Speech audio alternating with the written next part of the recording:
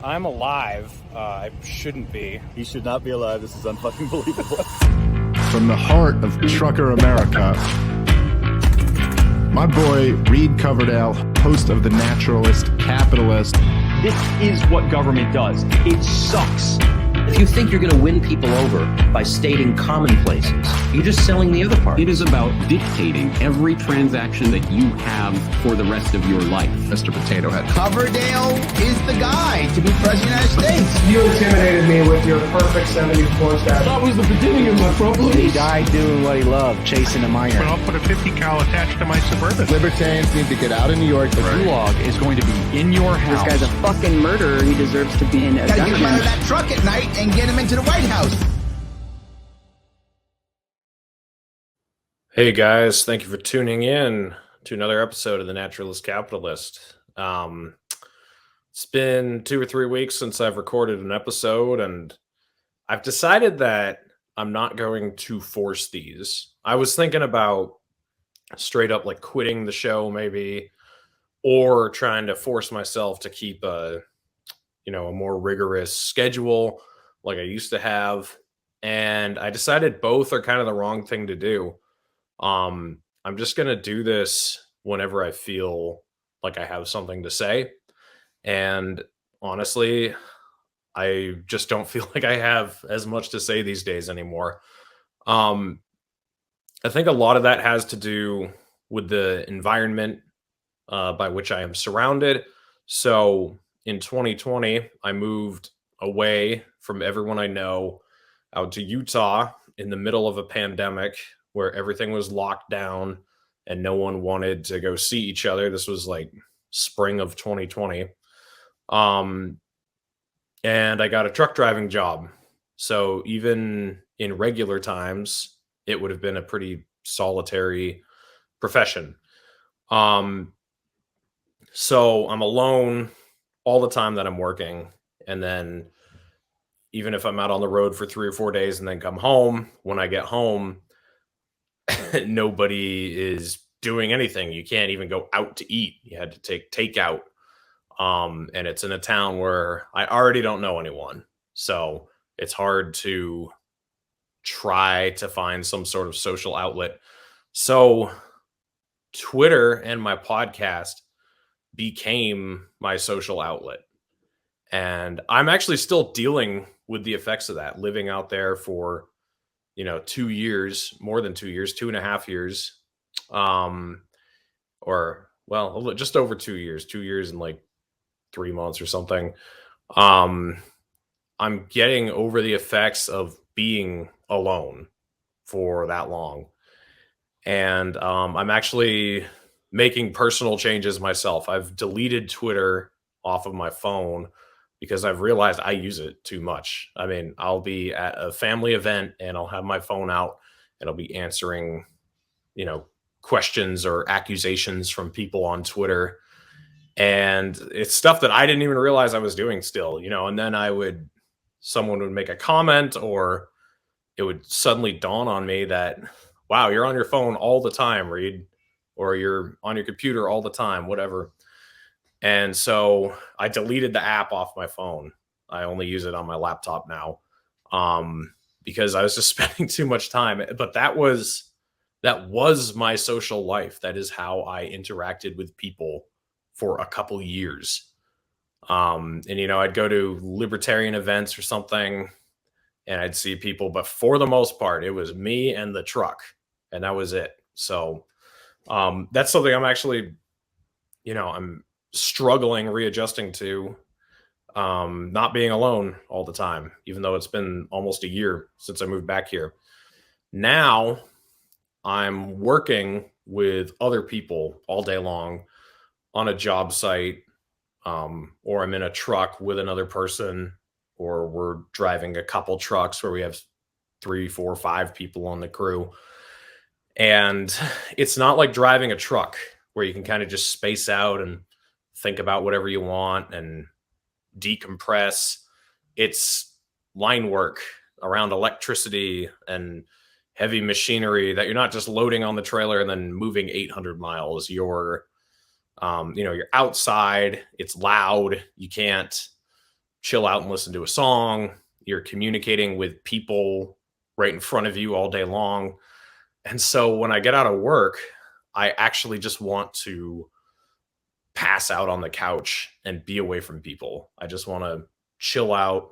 So it's basically the opposite of the way things used to be, because I used to actively seek some sort of human interaction, and now it's almost the opposite. At the end of the day, I just want to chill out. So I think that that's had a lot to do with the change in the consistency of these episodes coming out.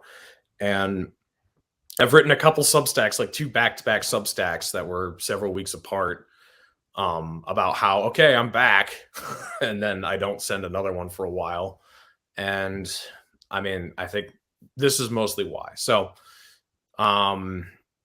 there's that aspect of it, the whole not wanting to podcast with people when I get out of work because I'm just tired and, want to have a beer and sit on the couch or whatever. But on top of that, I also am genuinely kind of out of stuff to say, for the most part, at least in the vein that I have been exploring over the last couple of years. I had a lot of pent up thoughts in 2020 that I wasn't able to broadcast to many people. I was talking about the CARES Act and all these giant bills that were going to be signed into law, and inflation. And I've got receipts. I often post them on Twitter from 3 years ago or whatever. And if I had had the following I do now back then, it would have been very different. But I had nothing. I had like 60 friends on Facebook or something, no Twitter account, no YouTube channel. So I was just kind of pissing into the wind. And then I had an insane rocketing rise with my podcast. Just like, I'm so fortunate and so lucky, just the way everything fell together. A lot of people were willing to platform me. I ended up on Fox News. I've ended up on Tim Pool. My tweets have made international news, like just crazy stuff. I never would have guessed this, but I'm kind of at the point where I've basically said everything I have to say that's, profound or new, or it's not even new. Like other people have said this stuff too, but new for me. I just feel like a lot of the stuff we're going through is cyclical. And if you don't catch on to it at some point, then I don't really get what the point is. It's kind of that, catch a man a fish and he can eat for a day, teach him to fish and he can eat the rest of his life. People aren't learning how to fish. It's just one psyop after another. And, I'm new to politics, at least being involved in this way. It's only been a few years. And I guess I was just more optimistic about people catching on to things. The guy I'm living with, he's like 20 years older than me. And he was actually saying earlier today, kid, you got a lot of, the stuff you say is spot on, but there's one thing you don't have. And that's decades of seeing the same shit happen over and over again. Like the world's been fucked long before you showed up, and it's going to be fucked long after you show up. And I've always known this, on a subconscious level, but it's just kind of disappointing to see it actually play out in real time. Like one of my friends is really excited about Robert Kennedy Jr. running for president, and he wants to work on the campaign and everything. And I'm just like, dude, I don't care. I don't really care that RFK is running for president. And I think most of what he represents is pretty great, but he's not going to be allowed to get anywhere. And then if he is, they're going to get rid of him. To me, the closest thing we've ever had to an anti-establishment power figure is Trump, and look at how they treated him. And he wasn't even that good. He did what they wanted 9.5 out of 10 times, but just that small deviation was enough to impeach him twice and indict him and all this shit. So I'm just I don't know, the honeymoon phase of politics I think is kind of over for me. And I think that there's something different about libertarians in New Hampshire, because I was at a birthday party for one of the Libertarian Party of New Hampshire guys last night, and a lot of the people who are at that party have moved to New Hampshire because they care about liberty. For them, it's not just like an online shit posting community thing. Like, it's not just like a social club or somewhere where you could share memes. To them, it's serious. They spent big money to move out here and try to make a difference. And that means a lot to me. One of the other big transformations I've gone through over the last couple of years is when I lived here before.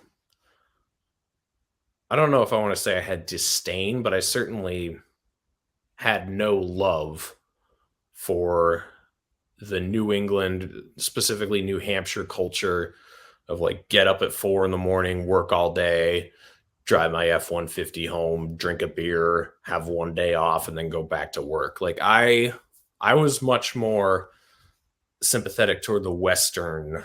And when I say Western, I don't mean like the United States and Europe. I mean like the Western United States. Like there's a different atmosphere out there. People want to explore and they want to have more experiences. It's not just about the 9 to 5, the day in, day out, day job or whatever. It's about like, whoa, let's go climb that mountain, or let's go to this other state and check this thing out. There's just a lot more of that. There's a lot more of that mindset out there. And I think it comes honestly from generations back. People who were kind of content with what they had stayed here in the East. And then the pioneers and people who wanted to get more out of life or whatever, they moved west. And so generationally, you just have the more adventurous, more explorative people move west. And so I think that's where a lot of that comes from. But with that, there seems to be a sacrifice for property rights and individual sovereignty, because it seems to me that most of the people who want that type of lifestyle, they're also the ones who are really quick to sign on to vaccine mandates and lockdowns and things that they view as the greater good, sacrificing the rights of the few to meet the needs of the many. A lot of people are on board with that in California, Nevada, even in Utah. Utah is a little different because of the Mormon presence there, but still, like in general, a lot of people who shared that part of my adventurous, inquisitive nature, they were also extremely fast to sign up for all that bullshit.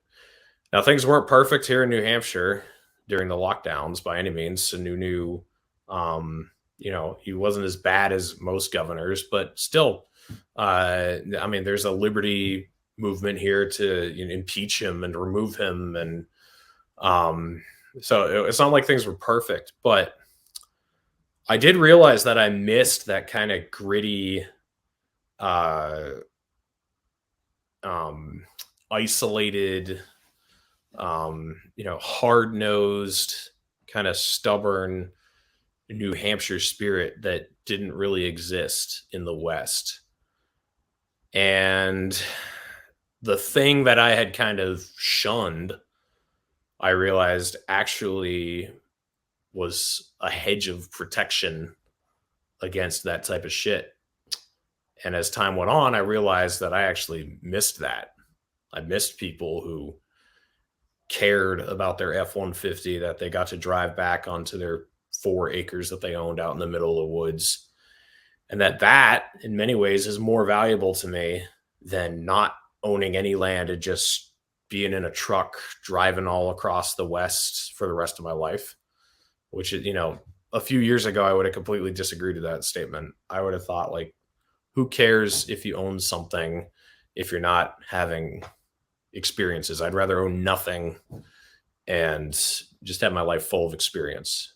And I still do have that adventurous attitude, and I still do think that if you never break out of your little shell and never go see the world, that you are missing out on a lot. But I've realized the value of owning a piece of land and having it be yours, and it doesn't necessarily have to be in front of these crazy big mountains in Montana. It can be a little plot in New Hampshire, and if you own your house and you work an honest job and you drive back and forth, there's a lot of value in that I think I wouldn't have despised or anything, but I maybe would have laughed at if I thought that was the fullness that someone was trying to get out of life. And I've realized that's actually something that I want now. So I'm actually, this is my last week in this apartment. I know you guys have seen me streaming here a little bit for the last 5 months, but I bought a camper. I'm flying out to Colorado this coming weekend with my brother to pick up a Chevy pickup. It's a 1991 8-foot bed, bench seat, 5-speed, 4-wheel drive, no rust, and only has 10,000 miles on it. And driving that back, and then I bought a camper here in New Hampshire, and I'm actually going to park it on one of my friends' land and live out of that and just save money for the rest of the year and the rest of the winter. And then hopefully next year buy some land. And the market's still pretty hot right now, but I've got faith in Joe Biden that he can keep completely destroying this country and driving the market down. People are already starting to foreclose, and I think that it's not exactly the same as 2008 because there's so much inflation this time. So it's not like it's just a housing market bubble. It's all sorts of shit going on. But I do think that the bottom is going to fall out of the housing market again. So planning to buy land next year and set up a home base in New Hampshire, start building a house. And I'm going to do it all with cash. Buy the land with cash, park my camper on the land as I have money, put the foundation in, put the septic in, put the well in, put the frame up, I'm just going to do it that way. And I'm really excited about it. And this is something I'd considered doing several years ago, and then decided I wanted to move west and have a little more fun first. But I think I'm ready. I think, I'm almost 30 years old, and I think I'm ready to, I don't know if settle down is the right word, but at least have a place that's mine that I can anchor myself to. And that has become way more important to me over the last few years because of how everything fell apart. This is a tiny sidestep from what I'm talking about, but it's kind of relevant. I was talking with my dad about this weekend. As most of you guys probably know, I am not a religious person, and I don't believe in God. I don't believe in eternal life. I don't really believe in anything supernatural. I'm certainly open-minded about it. I mean, I'm really an agnostic, but I think everybody is agnostic, so it's kind of a useless term. Like, I don't know what's true, but I don't believe in the idea of eternal life, this upstairs, downstairs spiritual realm. I think that, I sometimes wish I were a Christian or that I could be religious, but I just can't because it just doesn't fit my brain. However, I have gained more appreciation for the Bible over the last few years than I ever thought possible. Because I've been an atheist for almost 10 years now. But there's nobody I hate more in the world than atheists. And a lot of it has unraveled throughout COVID. I used to be a big fan of Sam Harris. that might just sound dumb now. Like maybe it is. Maybe it was always dumb. But I used to listen to him and think that he had really rational arguments for how he arrived at conclusions. I really liked Neil deGrasse Tyson. I would listen to him talk about things, and I liked his rational approach to things. But I saw these guys lose all their credibility over really easy tests. Like Neil deGrasse Tyson, when he was on Patrick Bet-David's show, he sounded like the early church denouncing Copernicus for believing that we have a heliocentric solar system instead of a geocentric solar system. I mean, he was basically saying that we discount the ideas of scientists who dissent once there's a scientific consensus about something. And that was the whole reason I didn't like religion, was because it disallowed deviation from the text, basically. Like if you had a new discovery that you thought something else made more sense, that was not allowed. That's heresy, right? Like that's kind of the way the old church was. But that is how the scientific community is now. And maybe they've always been that way. I don't know. But I've basically realized that there is no neutrality. There is no secular neutrality, which is something that I definitely believed in for a while. I thought that science and the government and, institutions should be neutral. But I've realized there is no neutrality. There is some religious cult that will always take over. Like we're seeing a lot with wokeism, with transgenderism, stuff like that. Like if you dare to say that a woman who transitioned to a man is still a woman, it's like you have taken the Lord's name in vain. The severity of that offense is paralleled with religious, with religious law. And I don't know. I mean, this isn't to defend Christians necessarily, because they fall for a lot of the same stuff. And I feel like they really fell short on COVID too. Like lots of churches went along with okay, we're going to have virtual Bible studies and we're going to allow the police to not let us meet in these places of worship. So yeah, they totally dropped the ball too. But I have definitely realized that atheism, so not disbelief in God, but like atheism as a I don't know what you want to call it, as a religion really, but as a cult, as a way to identify yourself, I guess, or as a way to organize your life around, is bullshit.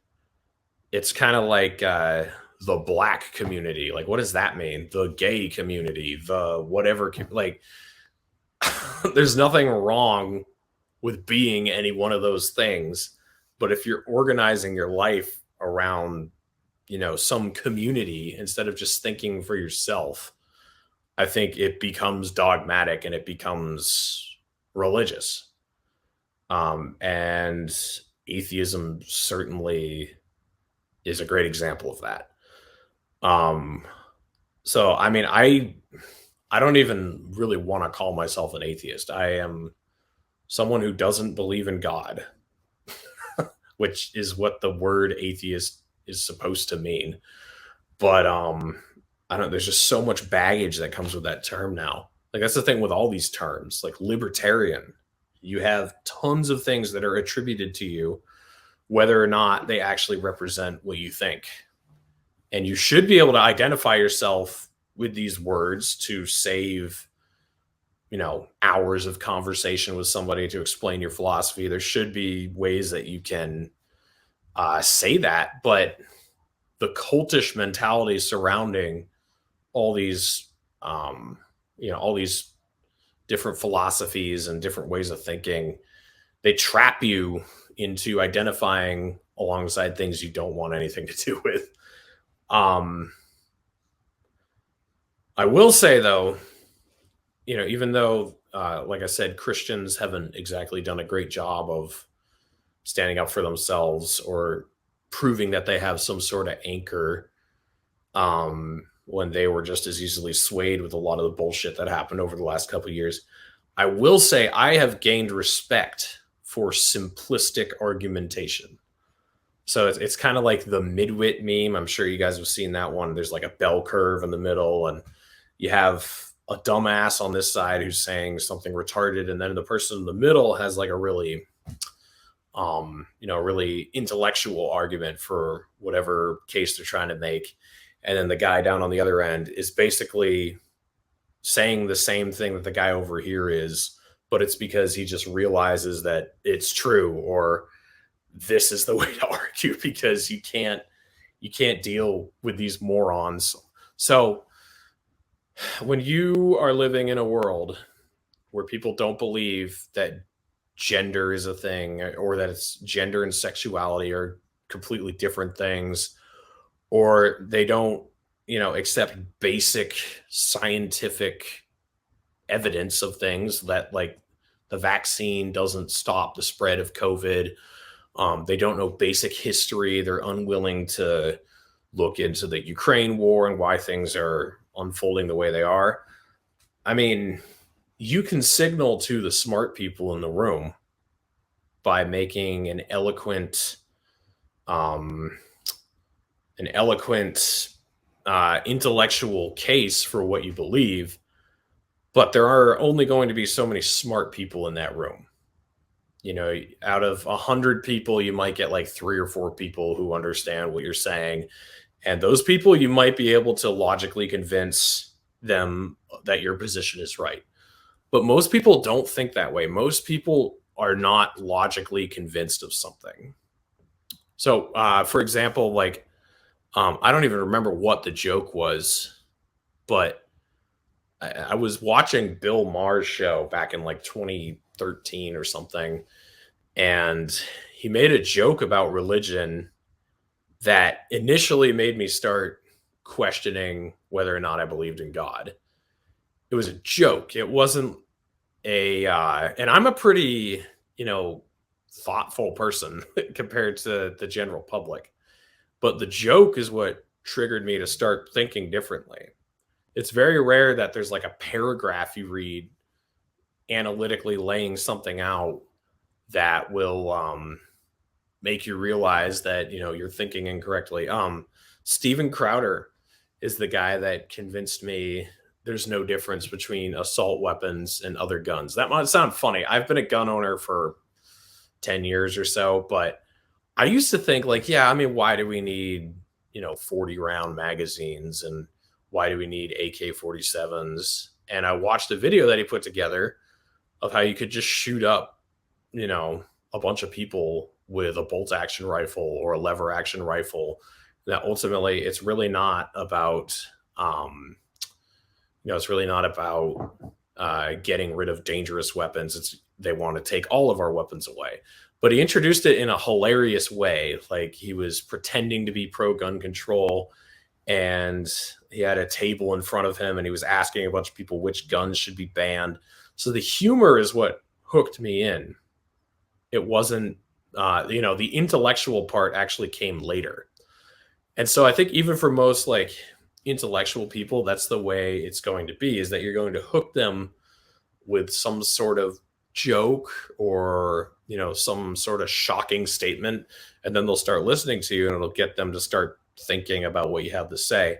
But most people don't even come to the second part. Most people are just convinced of something because you communicated with them on some sort of primal level. That's what Donald Trump does. That's what AOC does. If we lived in a critically thinking society, neither of those people would have been elected to public office. But when Rand Paul is up on the stage and gives an eloquent case for, why regime change is bad or something, and Donald Trump says his hair's dumb, like, Donald Trump wins. That's how this works. It doesn't matter if you have the facts.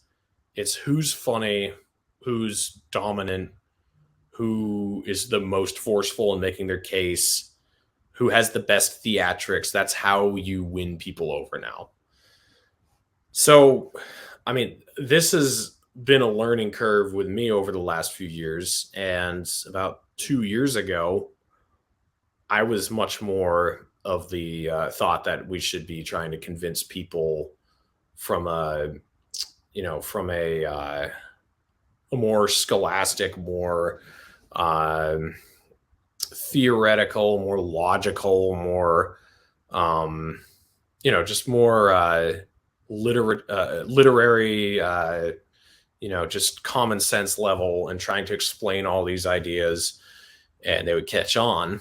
And then the Libertarian Party of New Hampshire, before I moved back to New Hampshire, long before, like a full year before I did, they were basically proving me wrong on how to gain traction and how to start conversations.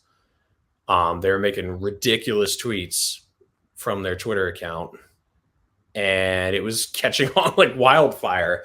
And I kind of watched how they did this, and I actually ended up doing kind of the same thing. And I already had a talent for this because in 2019, I ran this fake account. I was pretending to be an auger truck operator, and I would just take these pictures of like the simplest, easiest jobs I'd ever done and post them on this website called Line Junk on Facebook. And I would just brag about how I'm the biggest, baddest motherfucker out there. And look at me, I could do everything so good.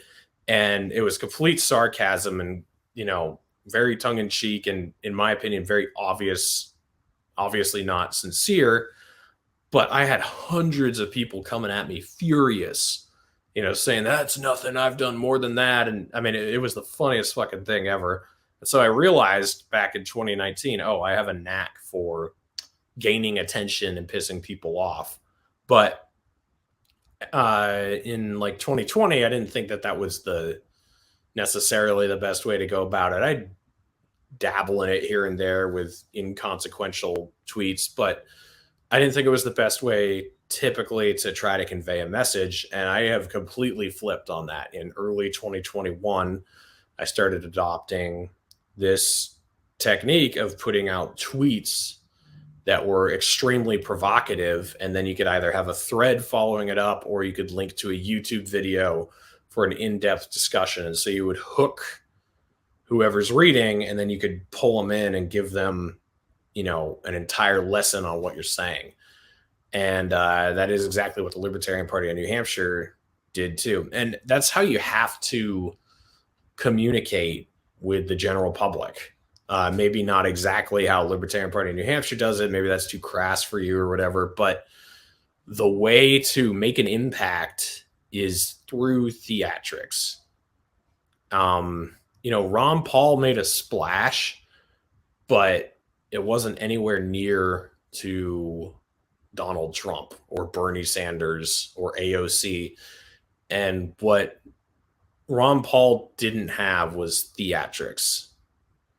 I mean, the reason he caught on to the level he did was because he was just telling the truth. And it was amazing that he reached the level he did. But I think we're kind of lying to ourselves that type of thing can happen again just by telling the truth. I think it has to be fused with comedy or some bombasticity, some level of, some level of hysterics. And couple that with a lot of people who decided to leave where they live. Some of them left other countries. Most of them left other states and moved to New Hampshire. Those are the type of people that I really think I belong with, because I think a lot of people in the Libertarian Party, this is true both before and after the takeover, I think a lot of them are in it to feel important and feel like they're part of a social club instead of actually moving, things closer to liberty. And this is something I've talked about before. This is something the post-libertarian crowd has talked a lot about. It really doesn't matter how many books you read, how many LP events you go to, how many podcasts you put out, if you yourself aren't living like a libertarian. And I, for all my faults, I do live like a libertarian. I'm very frugal. Everything I have is owned. I paid for it all up front. Like I said, when I build my house, buy my land, that's all going to be up front. I think the worst 4-letter word is debt. I'm independent. I know how to take care of myself. I know how to take care of people around me. And I think all of those things are much more important than how many Rothbard books you've read. That's nothing new. I've said that before, but I think it kind of fits in with what I'm talking about here. So this was mostly just rambling and me talking about some of the the realizations I've come to and how I've changed and why I'm not putting podcasts out as much. But hopefully this resonated with some of you. Leave comments on YouTube if you want. I'm back on Twitter at Reed Coverdale. Like I said, I deleted it off my phone. It's only on my computer, but if you want to get a hold of me when I'm home at night, I'll check it once a day or whatever, and more than that on the weekends. So if you want to get a hold of me, you can there. I'll be speaking at the Libertarian Party of Georgia convention next month. I believe that's on the 24th. Let me just pull that up here to make sure. That's on the scratch that. That's on the 14th. The week, the 13th, I believe, is the day I'm speaking. The business of the convention is taking place on the 14th. So I will be down in Georgia giving a speech on the 13th, flying out on the 14th. So if you're in Georgia, make sure you come and check that out. And then I'll be speaking at Pork Fest in June. And I'm not sure what else is coming after that, but I'll keep you updated. Thanks for checking in, guys. I will catch you on the next episode, whenever that is.